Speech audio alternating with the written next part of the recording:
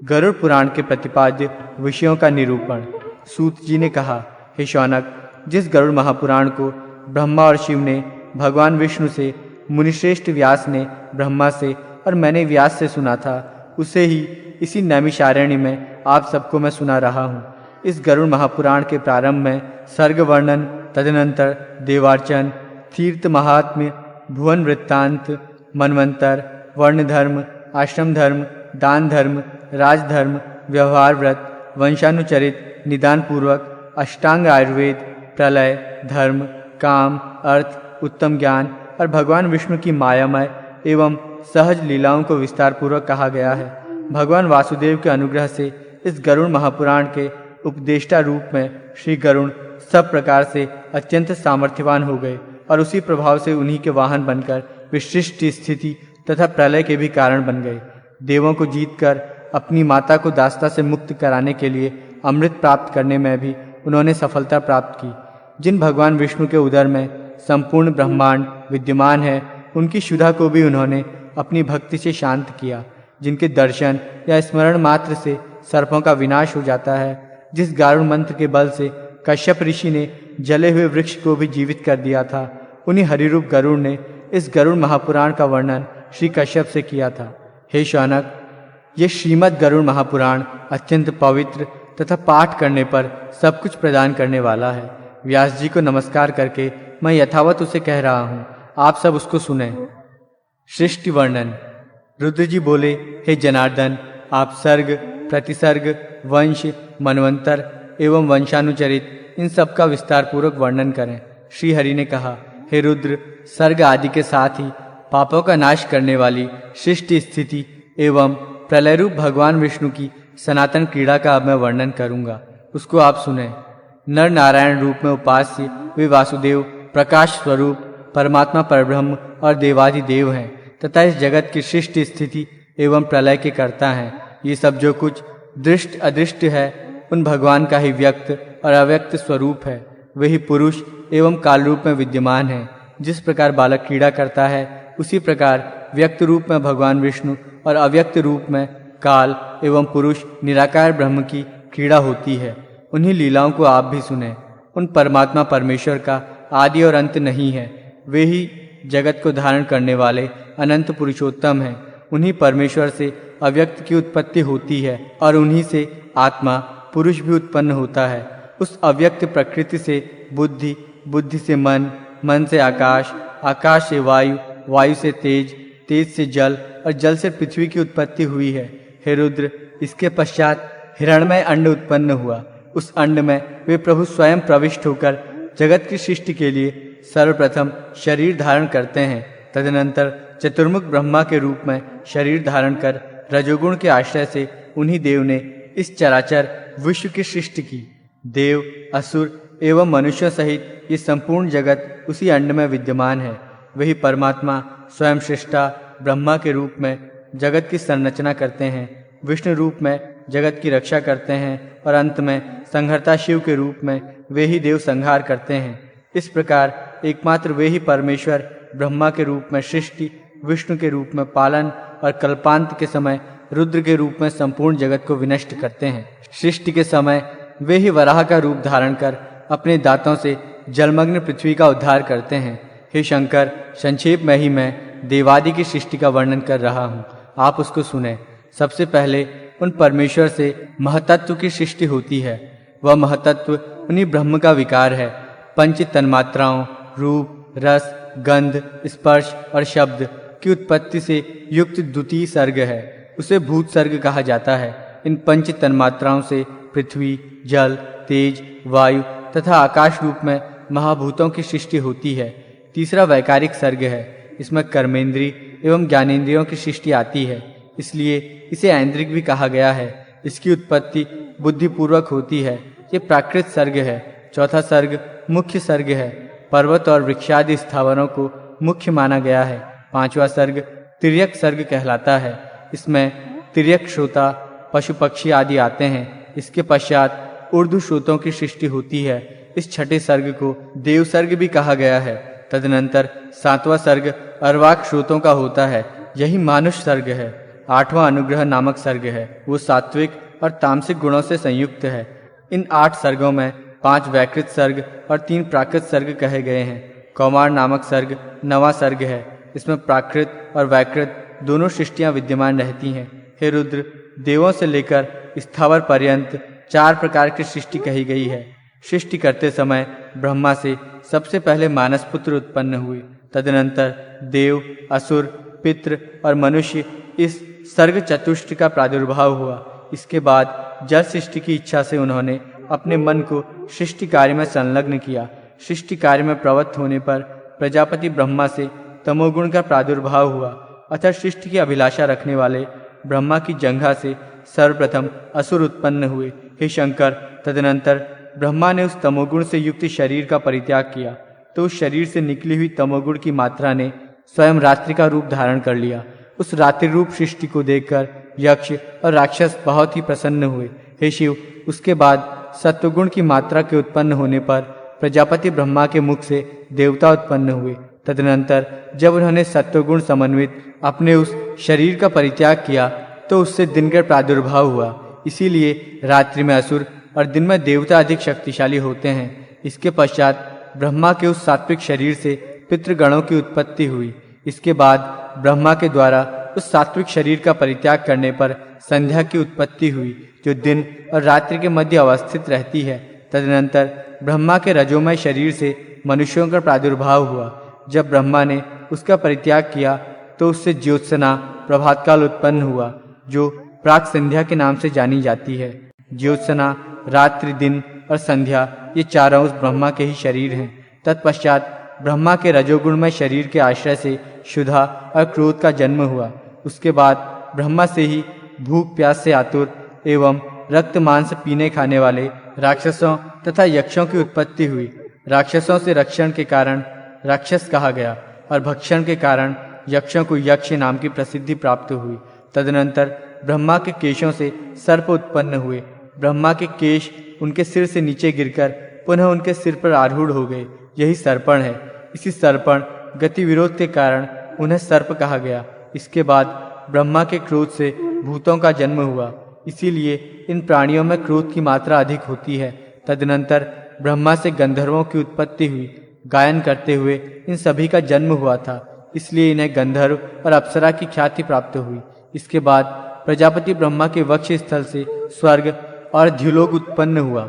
उनके मुख से आज उदर भाग से तथा पार्श्व भाग से गौ, पैर भाग से हाथी सहित अश्व, महिष, ऊंट और भेड़ की उत्पत्ति हुई।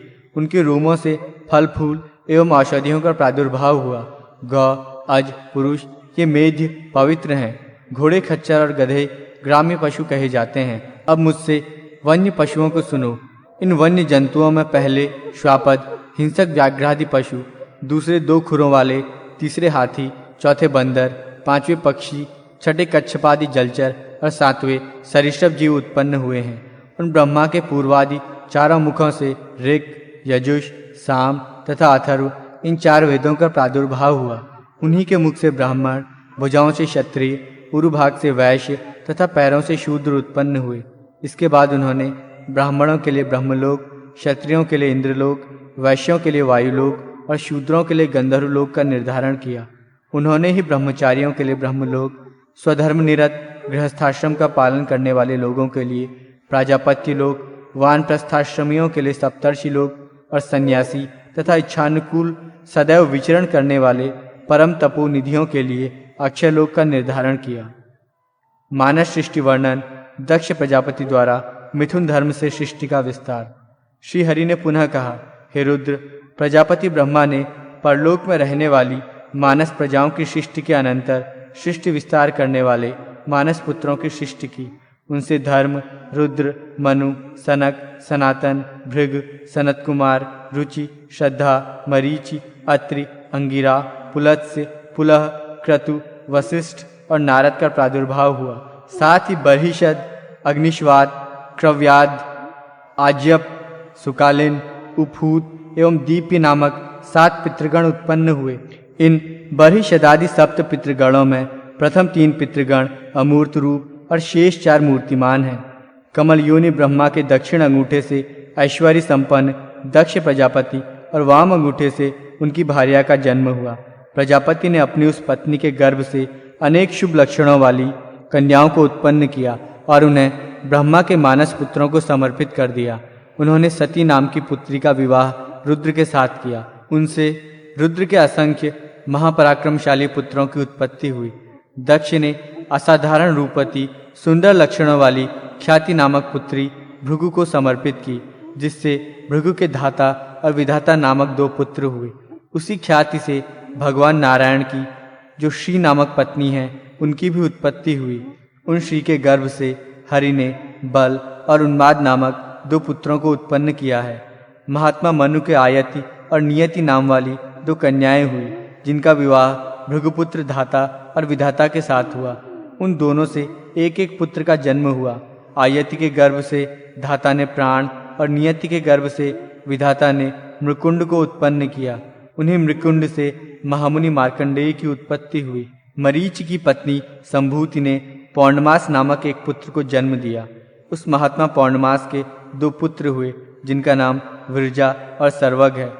अंगिरा ने दक्ष कन्या स्मृति से अनेक पुत्र और सिनी वाली कुहू, राका तथा अनुमति नामक 4 कन्याओं को जन्म दिया। अनुसुईया ने अत्रि से चंद्रमा, दुर्वासा एवं योगी दत्तात्रेय नामक 3 पुत्रों को उत्पन्न किया। पुलस की पत्नी प्रीति से दत्तोली नामक पुत्र हुआ। प्रजापति पुलह की पत्नी क्षमा से कर्मश, अर्थवीर तथा सहिष्णु नामक 3 पुत्र उत्पन्न हुए। क्रतु की पत्नी सुमति से 60,000 बालखिल्य ऋषियों की उत्पत्ति हुई। ये सभी ऊर्ध्वरेता, अंगुष्ठ पर्व परिमाण वाले तथा देदीप्यमान सूर्य के समान तेजस्वी हैं। वशिष्ठ की पत्नी ऊर्जा से रज, गात्र, ऊर्ध्वबाहु, शरण, अनग, सुतपा और शुक्र ये 7 पुत्र हुए। ये सभी सप्तर्षि थे। हे हर, उस दक्ष प्रजापति ने शरीरधारी अग्नि को स्वाहा नामक पुत्री प्रदान की थी। उस स्वाहा देवी ने अग्निदेव से पावक, पवमान तथा शुचि नामक ओजस्वी 3 पुत्रों को प्राप्त किया। दक्ष कन्या स्वधा ने पितरों से मीना तथा वैतरणी नाम वाली 2 पुत्रियों को जन्म दिया। वे दोनों कन्याएं ब्रह्मवादिनी थी। मीना का विवाह हिमाचल के साथ हुआ। हिमाचल ने मेना से मैनाक नामक पुत्र उत्पन्न किया तथा गौरी पार्वती नाम से प्रसिद्ध पुत्री को उत्पन्न किया, जो पूर्व जन्म में सती थी। हे शिव, तदनंतर भगवान ब्रह्मा ने अपने ही समान गुण वाले स्वयंभू मनु को जन्म दिया और उन्हें प्रजापालन के कार्य में नियुक्त किया। उन्हीं ब्रह्मा से देवी शतरूपा का आविर्भाव हुआ। सर्ववैभव संपन्न महाराज स्वयंभू मनु ने तपस्या के प्रभाव से परम शुद्ध तपस्विनी उस शतरूपा नामक कन्या को पत्नी रूप में ग्रहण किया, जिससे प्रियव्रत और उत्तानपाद नामक 2 पुत्र तथा प्रसूति, आकुति और देवहूति नाम की 3 पुत्रियों का जन्म हुआ। उनमें से मनु ने आकुति नामक कन्या का विवाह प्रजापति रुचि के साथ किया। प्रसूति तथा देवहूति क्रमशः दक्ष एवं कर्दम मुनि को प्रदान की गई। रुचि से यज्ञ और दक्षिणा का जन्म हुआ। यज्ञ से दक्षिणा के 12 पुत्र हुए, जो महाबलशाली याम, देवगण विशेष के नाम से प्रसिद्ध हैं। दक्ष प्रजापति ने प्रसूति से 24 श्रेष्ठ कन्याओं की उत्पत्ति की। उन कन्याओं में श्रद्धा, लक्ष्मी, धृति, तुष्टि, पुष्टि, मेधा, क्रिया, बुद्धि, लज्जा, वपु, शांति, रिद्धि और कीर्ति नाम की जो 13 कन्याएं थीं, उनको पत्नी के रूप में दक्षिणा के पुत्र धर्म ने स्वीकार किया। इसके बाद शेष जो ख्याति, सती, संभूति, स्मृति, प्रीति, क्षमा, सन्नति, अनुसूया, ऊर्जा, स्वाहा और स्वधा नामक 11 कन्याएं थीं, उनका विवाह क्रमशः मुनिश्रेष्ठ भृगु, महादेव, मरीचि, अंगिरा, पुलत्स्य, पुलह, क्रतु, अत्रि, वशिष्ठ, अग्नि और पितृगणों के साथ हुआ। श्रद्धा ने काम, लक्ष्मी ने दर्प, धृति ने नियम, तुष्टि ने संतोष तथा पुष्टि ने लोभ को उत्पन्न किया। मेधा से श्रुत का तथा क्रिया से दंड, लय और विनय नामक 3 पुत्रों का जन्म हुआ। बुद्धि ने बोध को, लज्जा ने विनय को, वपु ने व्यवसाय को एवं शांति ने क्षेम को उत्पन्न किया। रिद्धि से सुख और कीर्ति से यश उत्पन्न हुए। ये सभी धर्म के पुत्र हैं। धर्म के पुत्र काम की पत्नी का नाम रति है। उसके पुत्र को हर्ष कहा गया है। दक्ष प्रजापति ने किसी समय अश्वमेध यज्ञ का अनुष्ठान किया। उस यज्ञ में रुद्र और सती के अतिरिक्त निमंत्रित दक्ष के सभी जामाता अपनी पत्नियों के साथ उपस्थित हुए।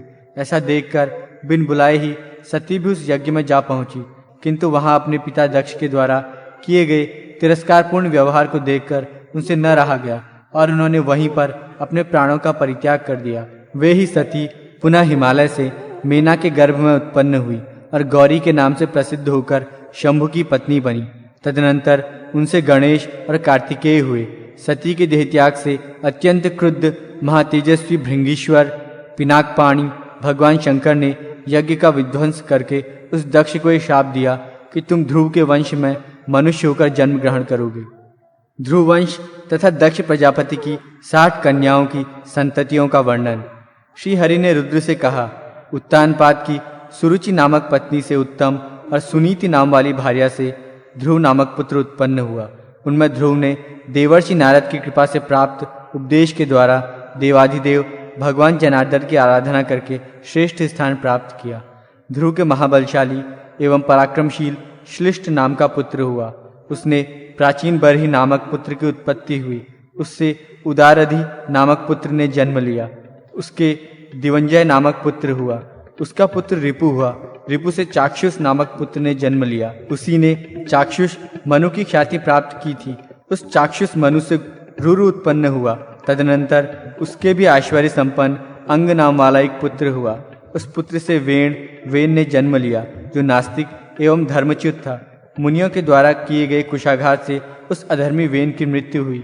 उसके बाद पुत्र प्राप्त करने के लिए तपस्वियों ने उसके उरु भाग का मंथन किया, जिससे एक पुत्र हुआ जो अत्यंत छोटा और कृष्ण वर्ण का था। मुनियों ने उससे कहा, त्वम निषीद अर्थात तुम बैठो। इसी शब्द के कथन से उसको निषाद नाम की प्रसिद्धि प्राप्त हुई और वो विंध्याचल में निवास करने के लिए चला गया। तदनंतर उन मुनियों ने पुनः उस वेन के दाहिने हाथ का मंथन किया। उस मंथन कर्म से वेन को विष्णु का मानस रूप धारण करने वाला पृथु नाम का पुत्र हुआ। राजा पृथु ने प्रजा की जीवन रक्षा के लिए पृथ्वी का दोहन किया। उस पृथुराज का अंतर्धान नामक एक पुत्र था। उससे हविर्धान नामक पुत्र की उत्पत्ति हुई। उस हविर्धान का पुत्र प्राचीन बरही हुआ, जो पृथ्वी का एक क्षत्रिय सम्राट था। उसने लवण समुद्र की पुत्री सामुद्री के साथ विवाह किया। उस प्राचीन बरही से सामुद्री ने 10 पुत्रों को जन्म दिया। ये सभी प्राचेतस नाम वाले धनुर्वेद में निष्णात हुए। धर्माचरण में निरत रहते हुए इन लोगों ने 10,000 वर्षों तक जल में निमग्न होकर अत्यंत कठिन तपस्या की। तपस्या के प्रभाव से प्रजापति का पद प्राप्त करने वाले उन तपस्वियों का विवाह मारीशा नामक कन्या से हुआ। शिव के शाप से ग्रस्त दक्ष ने इसी मारीशा के गर्भ से पुनः जन्म ग्रहण किया। दक्ष ने सबसे पहले 4 प्रकार की मानस प्रजाओं की सृष्टि की, किंतु महादेव के शाप से उन मानस संतानों की अभिवृद्धि नहीं हुई। अतः उन प्रजापति ने स्त्री पुरुष के संयोग से होने वाली मैथुनी सृष्टि की इच्छा की। इसके बाद दक्ष ने प्रजापति वीरण की पुत्री असिकनी के साथ विवाह किया। इस असिकनी के गर्भ से उन दक्ष के 1000 पुत्र उत्पन्न हुए। नारद के उपदेश से वे सभी पृथ्वी की अंतिम सीमा को जानने के लिए निकल पड़े, किंतु पुनः वापस नहीं आए। हे हर, इस प्रकार उन 1000 पुत्रों के नष्ट हो जाने पर दक्ष ने पुनः 1000 पुत्रों को जन्म दिया। वे सभी शबलाश्व नाम से प्रसिद्ध हुए। उन लोगों ने भी अपने बड़े भाइयों के मार्ग का ही अनुसरण किया। पुत्रों के ऐसे विनाश को देखकर क्रुद्ध दक्ष ने नारद को शाप दे दिया कि तुम्हें भी पृथ्वी पर जन्म लेना होगा। अतः नारद कश्यप मुनि के पुत्र रूप में उत्पन्न हुए।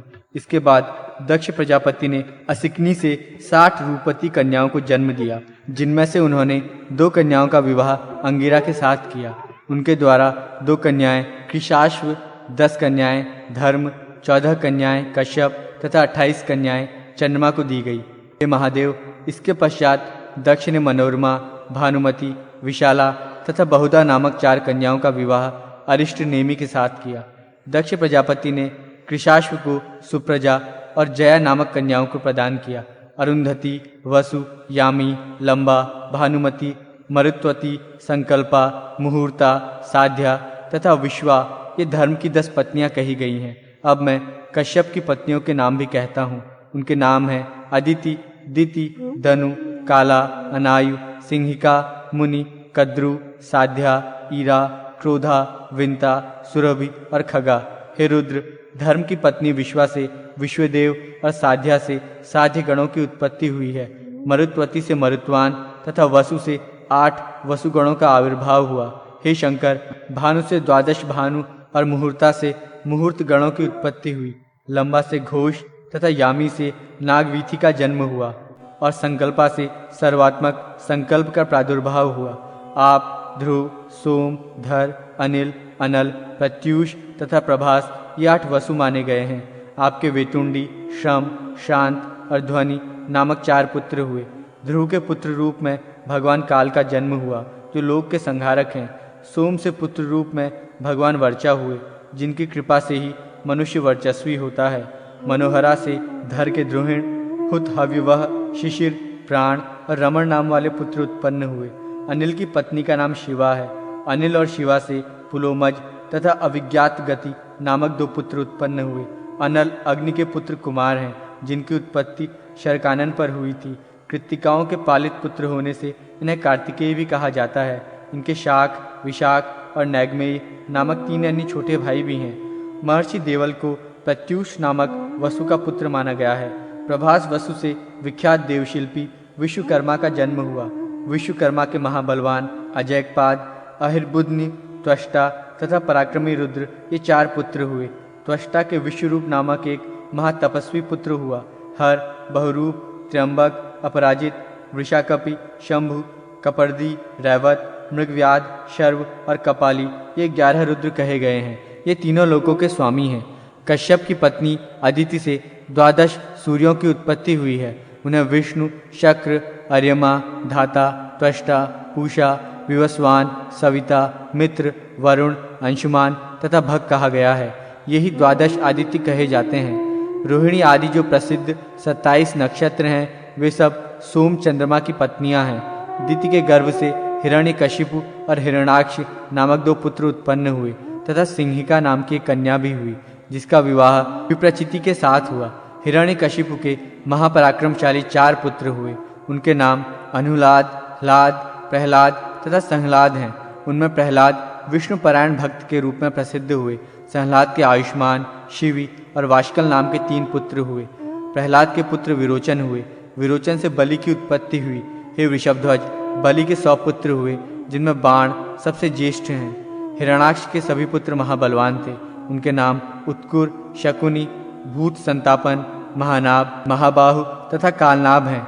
दनु के द्विमूर्धा, शंकर, अयोमुख, शंखशिरा, कपिल, शंबर, एक चक्र, महाबाहु, तारक, महाबल, स्वरभानु, वृषपर्वा, पुलोमा, महासुर और पराक्रमी विप्रचिति नामक पुत्र विख्यात हुए।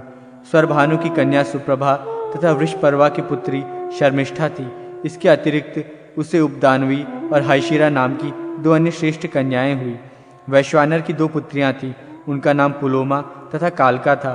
उन दोनों परम सौभाग्यशालिनी कन्याओं का विवाह मरीचि के पुत्र कश्यप के साथ हुआ। उन दोनों से 60,000 श्रेष्ठ दानव उत्पन्न हुए। कश्यप के इन पुत्रों को पौलोम और कालकंज कहा गया है।